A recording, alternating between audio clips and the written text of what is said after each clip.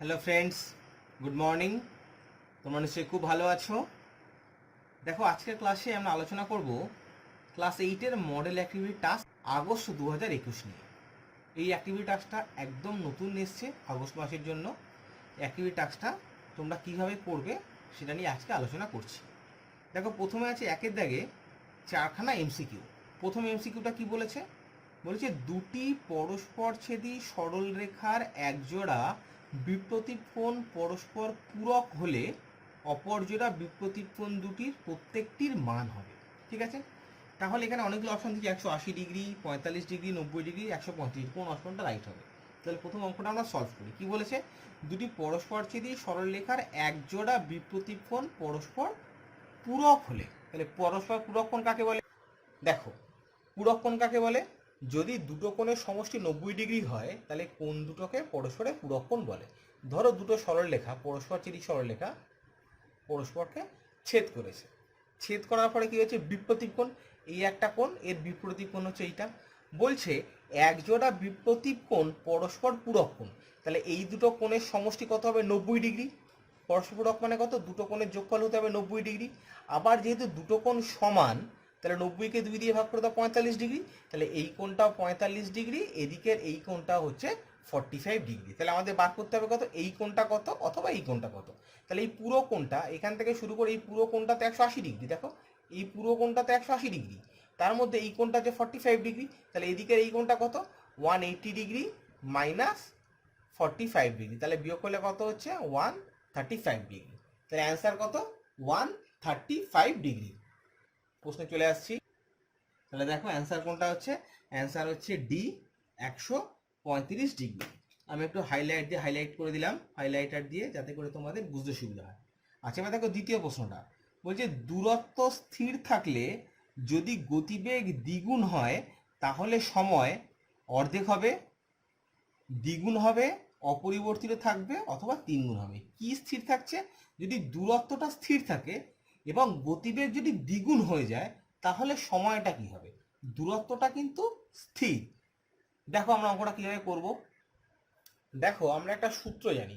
সূত্রটা কি? সূত্রটা হচ্ছে V equal to D by T, যেখানে ভি মানে কি? ভি মানে হচ্ছে গতিবেগ, velocity equal to distance by time. গতিবেগ ইকুয়াল টু কত? দূরত্ব বাই সময়।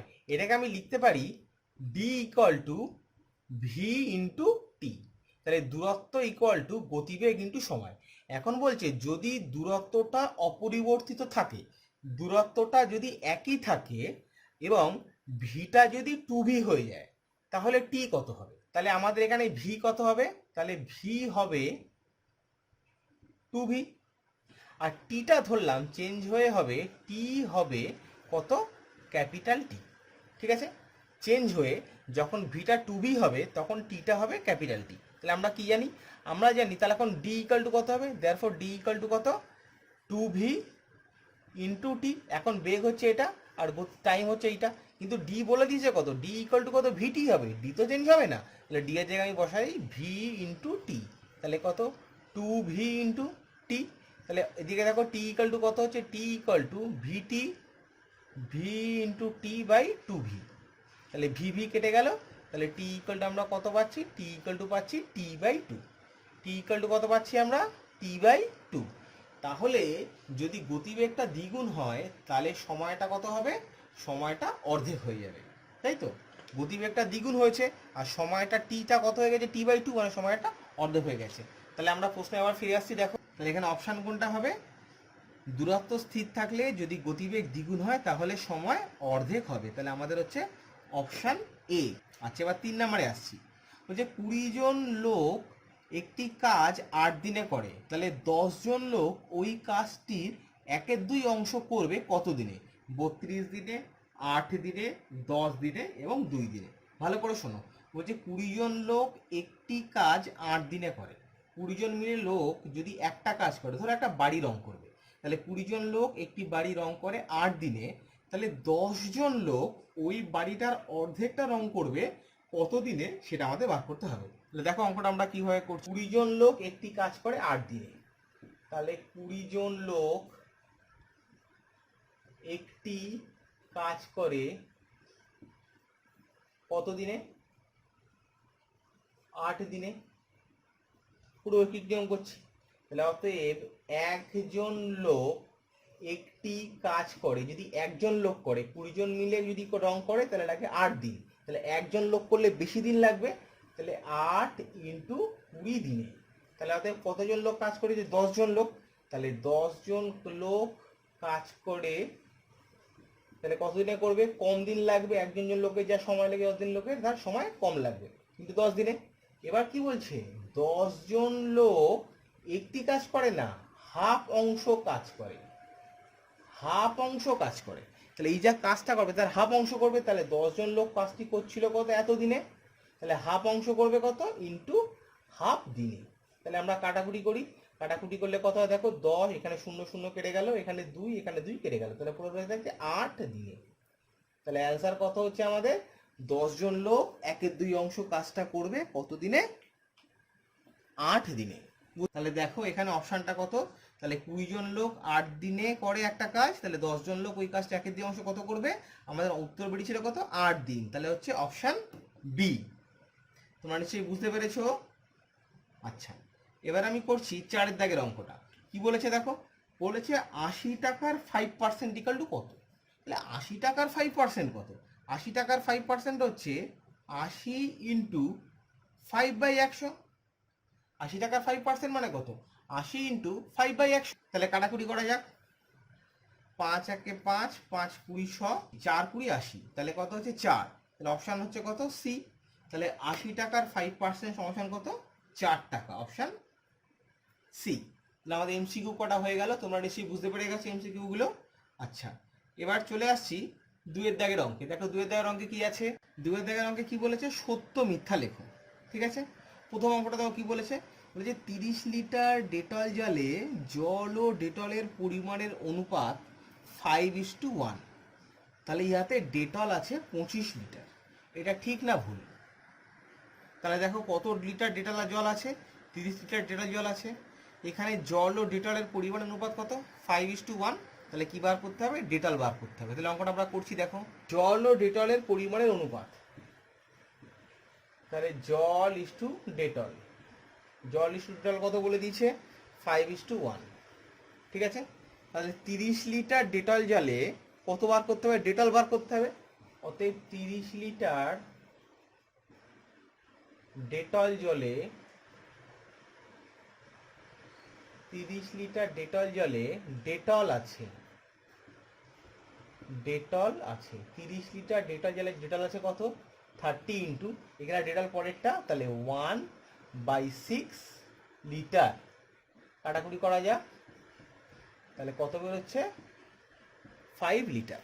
30 লিটার ডেটল জলে ডেটল আছে হচ্ছে 5 লিটার। দেখতে পেয়েছো? আমরা প্রশ্নে যাচ্ছি আবার ফিরে। তাহলে দেখো এখানে আমাদের অপশনটা কি বলেছে? 30 লিটার ডেটল জলে ডেটল আছে কত? 25 লিটার, কিন্তু আমাদের অ্যান্সার হয়েছে 5 লিটার। তাহলে এটা ফলস। এটা হবে ফলস। ঠিক আছে, এবার দেখো 2 দাগের অঙ্ক কি বলেছে? 27x³ - 343y³ সংখ্যামালাটি 3x - 7y দ্বারা বিভাজ্য। এটা 3x - 7y দ্বারা বিভাজ্য কিনা এটার উৎপাদকে বিশ্লেষণ করলেই আমরা পেয়ে যাব। এটা a³ - b³ এর ফর্মুলা লিখলে। দেখো অঙ্কটা আমরা করছি, বোর্ডের দিকে দেখো। দেখো 2 এর অঙ্কটা কি বলেছে? 27x³ - 343y³। 343y³, এটাকে আমরা লিখতে পারি 3x³ - 7y³, কারণ 7³ মানে 343 আর y³ আছে। তাহলে a³ - b³ এর ফর্মুলা পড়ছে, তাহলে ফর্মুলা আমরা বসিয়ে দিই।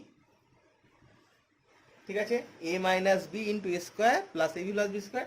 এখানে এটা a এটা b, তাহলে a - b ইন্টু এটা স্কোয়ার করলে কত হচ্ছে? 9x² প্লাস এটা ইন্টু এটা 21xy প্লাস এটা স্কোয়ার করলে কত হবে? 49y²। ঠিক আছে, বলছে এইটা কত দিয়ে বিভাজ্য? 3x - 7y দিয়ে বিভাজ্য। তাহলে এটাকে দেখো, এটাকে কি 3x - 7y দিয়ে ভাগ করা যায়? এটাকে দেখো 3x - 7y দিয়ে ভাগ করা যায় কি? 3x - 7y আছে, তাহলে এটাকে 3x - 7y দিয়ে ভাগ করা যাবে কিভাবে? একবার দেখো, 3x - 7y into 9x² plus 21xy plus 49y²। এটাকে যদি আমি 3xy দিয়ে ভাগ করে 3x মাইনাস 7y দিয়ে ভাগ করতে চাই, তাহলে এটা বা এটা করলে এটা এটা কেটে যাচ্ছে, তাহলে ভাগ করা সম্ভব হচ্ছে। তাহলে এটাকে 3x মাইনাস 7y দ্বারা ভাগ করা যায়, অথবা এটা 3x মাইনাস 7y দ্বারা বিভাজ্য। বুঝতে পেরেছো? তাহলে দেখো এক্ষেত্রে আমাদের অপশন 2 নাম্বারটা কি উত্তর হবে, এটা ট্রু। আমি একটু হাইলাইট করে দিচ্ছি, ট্রু। তিনেরটা কি বলেছে দেখো, 2a² b এবং 4ab² এর গসাগু হলো 4a² b²। গসাগু মানে কি? গসাগু হচ্ছে গরিষ্ঠ সাধারণ গুণনীয়ক। তাই এই দুটোর মধ্যে 2 আর 4-এর মধ্যে গসাগু কত? 2 আর 4-এর গসাগু হচ্ছে 2, এখানে আছে হচ্ছে 4, তাহলে প্রথমেই ভুল।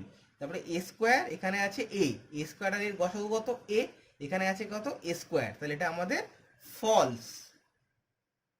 একটু হাইলাইট করে দিই, তোমরা নিশ্চয়ই বুঝতে পেরে গেছো, সহজ ব্যাপার, না বোঝার কিছু নেই।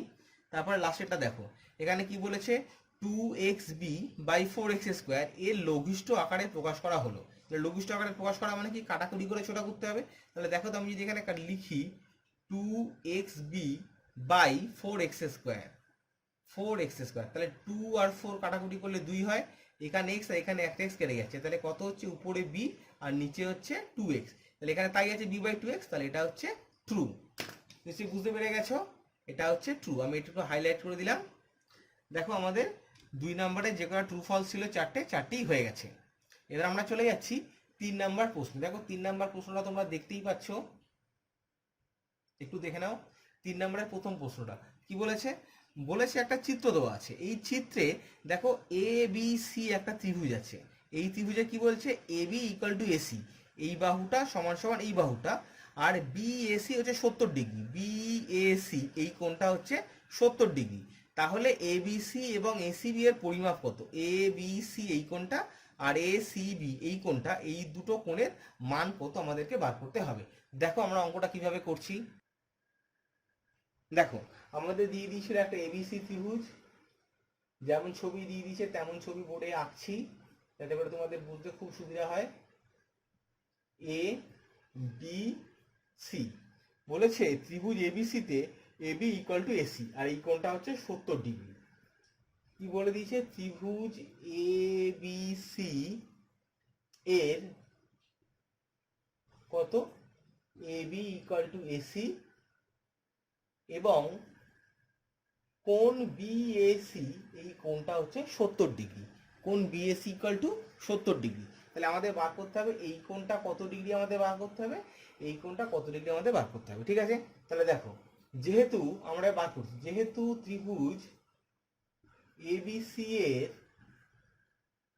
এবি ইকুয়াল টু এসি, আমরা কি জানি? কোনো ত্রিভুজের যদি দুটো বাহুর দৈর্ঘ্য সমান হয় তাহলে তাদের বিপরীত কোণ দুটো সমান হবে।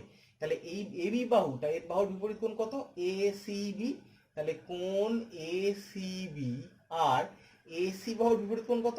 এবিসি, ইকুয়াল টু কোণ এবিসি হবে। ঠিক আছে, যেহেতু এই দুটো বাহু সমান তাহলে বিপরীত কোণ দুটো সমান হবে, আমরা উপপাদ্য থেকে জানি। তাহলে এই কোণটা সমান সমান এই কোণটা ইকুয়াল টু সমান সমান আমি ধরলাম এক্স ডিগ্রি ধরি। ঠিক আছে, আমি ধরে নিলাম এক্স ডিগ্রি। তাহলে এই ত্রিভুজের এই কোণটা কত ডিগ্রি হলো? এই কোণটা হলো এক্স ডিগ্রি, এই কোণটা হলো এক্স ডিগ্রি, এই কোণটা হচ্ছে 70 ডিগ্রি। আমরা জানি ত্রিভুজের তিনটে কোণের সমষ্টি 180 ডিগ্রি। তাহলে আমরা কি বলতে পারি? এখন এই কোণটা 70 degree plus x degree plus x degree, তিনটে কোণের সমষ্টি সমান সমান কত? 180 ডিগ্রি। এখান থেকে আমি বলতে পারি কত? 2x degree equal to 180 degree minus 70 degree সমান সমান কত হচ্ছে? 110 ডিগ্রি। তাহলে এক্স ডিগ্রি ইকুয়াল টু কত? 110কে 2 দিয়ে ভাগ করে দাও। তাহলে 110কে যদি 2 দিয়ে ভাগ করে দাও, 110 ডিগ্রি বাই 2 সমান সমান 55 ডিগ্রি। তাহলে এক্স এর মান কত বেরোচ্ছে? 55 ডিগ্রি। হয়ে গেছে 3-এর একেরটা। এবার আমরা করব 3-এর 2-এরটা।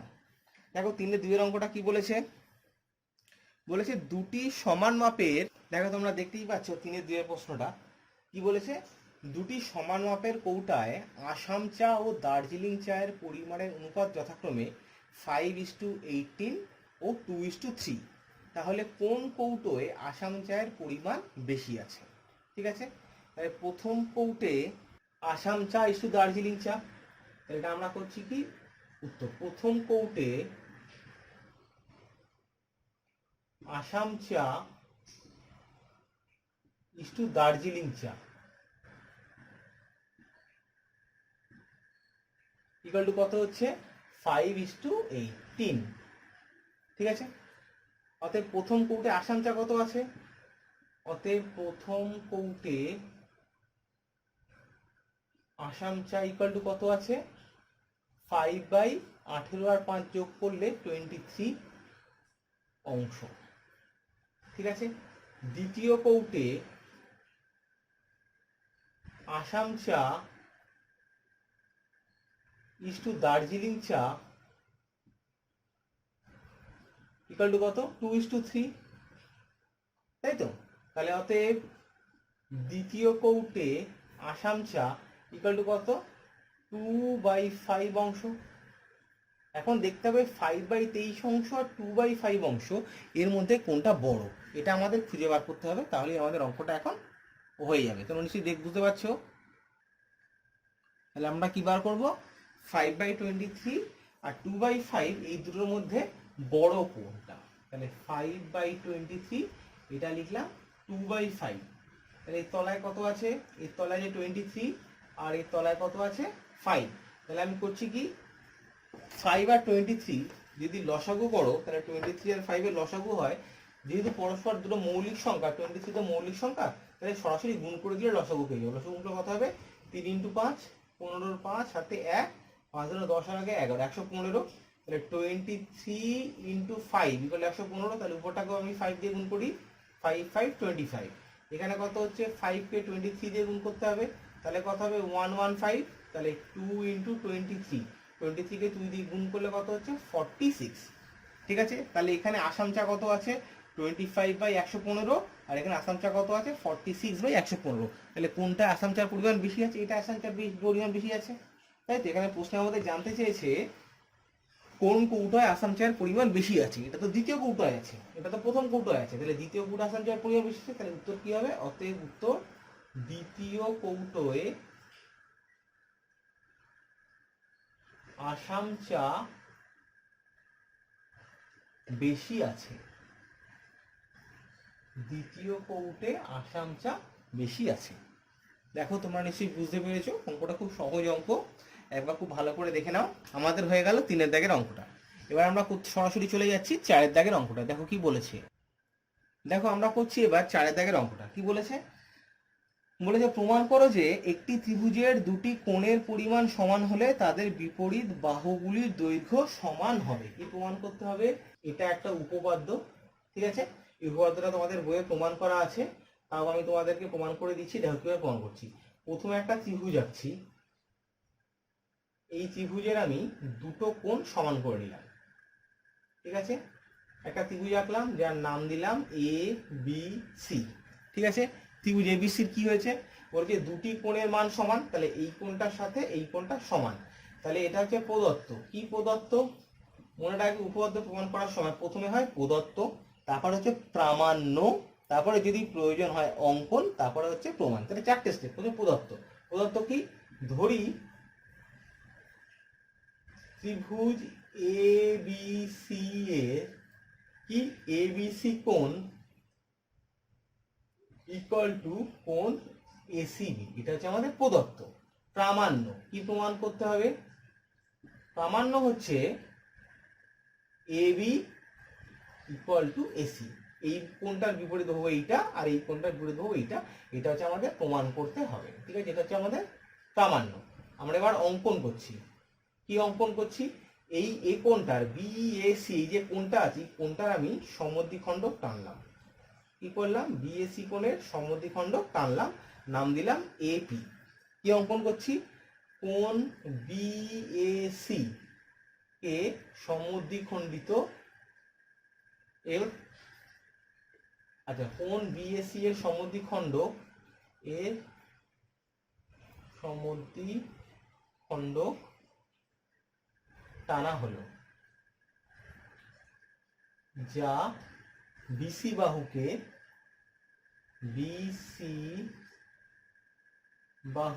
পি বিন্দুতে